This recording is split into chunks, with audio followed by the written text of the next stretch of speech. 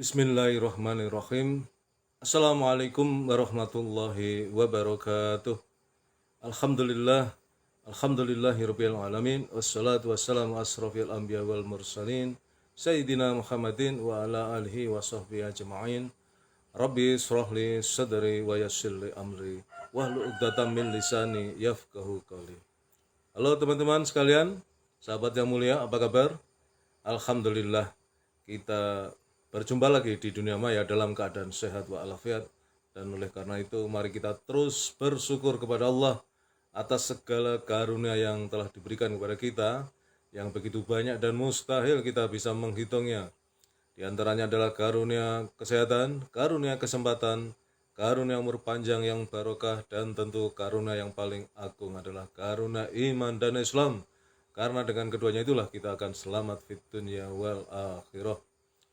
Salawat serta salam semoga senantiasa terlimpahkan kepada uswatun hasanah kita, baginda Rasulullah Muhammad sallallahu alaihi wasallam beserta keluarganya, para sahabatnya, dan semua pengikutnya, termasuk kita yang mengharapkan syafaat beliau kelak di yaumil qiyamah.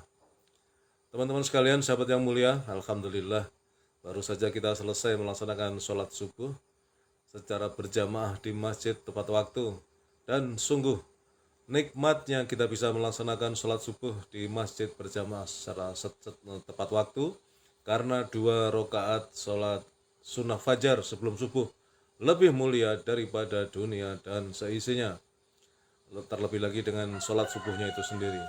Maka mari kita berdoa semoga Allah meneguhkan hati kita, memberikan keistiqomahan niat kita untuk terus taat kepadanya, wabil khusus dalam melaksanakan sholat fardu secara berjamaah di masjid dan tepat waktu.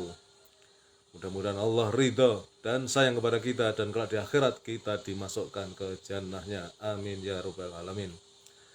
Teman-teman sekalian, pada kesempatan pagi ini saya akan menyampaikan salah satu atau beberapa ayat dalam surat Maryam, dari mulai ayat 88 sampai 92. Karena pada ayat-ayat tersebut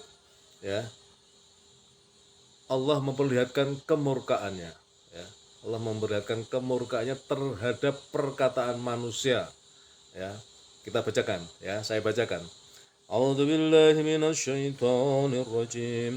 Bismillahirrahmanirrahim. Wa qalut takhadawur rahmanu walada laqad ji'tum syai'an idda takatus samawati yatafattarna minhu wa tansaqqul ardu wa takhirrul jibalu hatta anta awlir rahmani walada wa ma yanbaghi lirrahmani an yattakhidha walada. Dan mereka berkata, Allah yang Maha Pengasih mempunyai anak. Sungguh kamu telah ingkar membawa sesuatu yang sangat mungkar. Hampir saja langit pecah dan bumi terbelah dan gunung-gunung runtuh karena ucapan itu.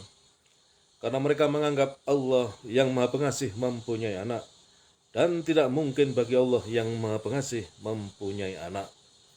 Nah, ini teman-teman, kalau kita perhatikan dalam surat Maryam ayat 88 sampai 92 ini, betapa sebuah perkataan yang pernah diucapkan oleh manusia pada masanya, ketika ayat ini turun, dan kemudian perkataan itu masih menjadi sebuah keyakinan yang diyakini oleh orang manusia sampai hari ini, yaitu ketika mereka mengatakan bahwa Allah yang Maha Pengasih mempunyai anak. Siapa kira-kira yang menyampaikan perkataan yang seperti itu? Tanpa perlu kita sebut, kita sudah tahu, bahwa perkataan ini, bahkan Allah menggambarkan, sebagian dari makhluknya, yaitu langit, kemudian gunung-gunung, langit hampir runtuh dan gunung-gunung terbelah.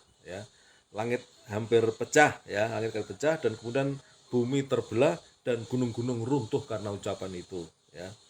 Nah, teman-teman sekalian, sahabat yang mulia, ini adalah sanggahan yang sangat telak, ya pada orang yang menyatakan Allah mempunyai anak, ya seperti yang disuarakan atau disampaikan oleh orang Nasrani, ya. Orang Nasrani menyatakan Isa sebagai putra Allah. Dan juga demikian dengan orang Yahudi yang mengatakan bahwa Uzair itu putra Allah. Sedangkan orang musyrik menyatakan bahwa malaikat adalah anak perempuan Allah. Maha suci Allah, subhanallah, terhadap perkataan buruk mereka itu.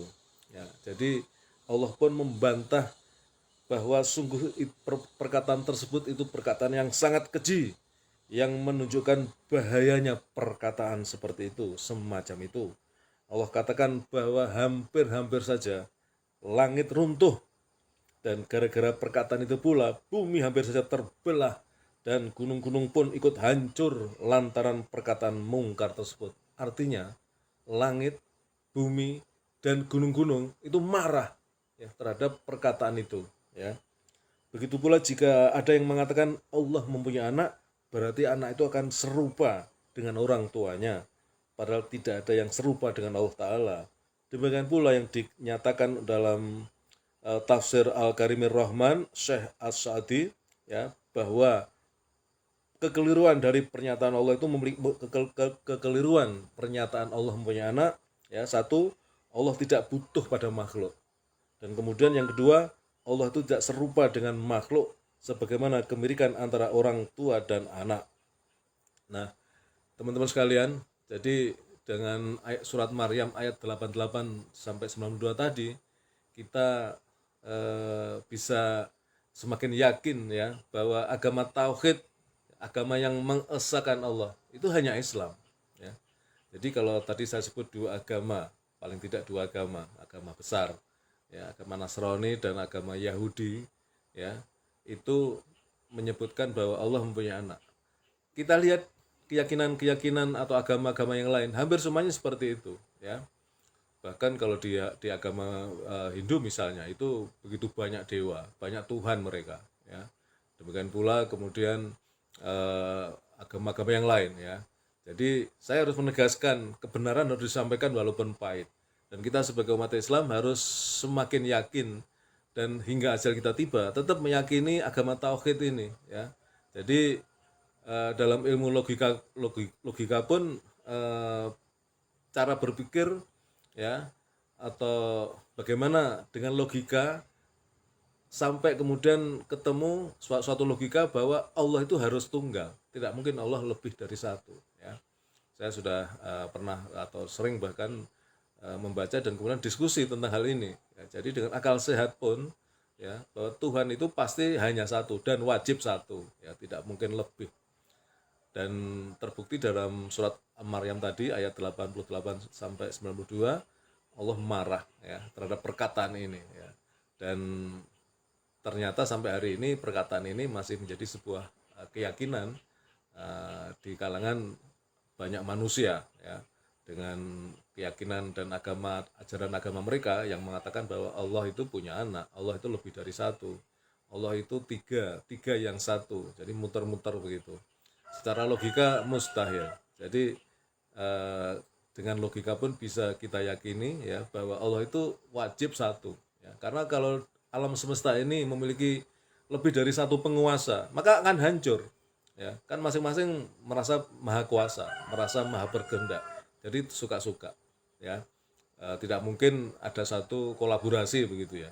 Kan itu menunjukkan bahwa ada apa namanya, masing-masing mengakui ketidakkuasaannya sehingga harus kolaborasi. Tidak mungkin, mustahil.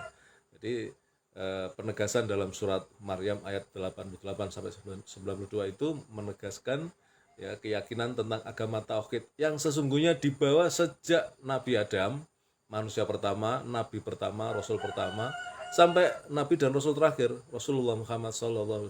Semuanya membawa risalah yang sama, yaitu risalah agama tauhid, agama yang mengesahkan Allah, mengesahkan Tuhan. Nah, Tuhan itu hanya satu, ya. Sang penguasa jagat raya semesta ini hanya satu. Dan kelak di akhirat, ya, Allah akan menyampaikan ataupun memberikan catatan-catatan amal yang sudah dilakukan oleh manusia, dan kemudian mereka akan memetik hasilnya apa yang mereka lakukan selama hidup di dunia. Demikian teman-teman yang ingin saya sampaikan ya. Saya sudah beberapa hari ini ingin menyampaikan perkara ini walaupun ini hal yang sensitif, tetapi kan materi saya, konten saya konten Islami. Jadi tentu saja dalam perspektif Islami.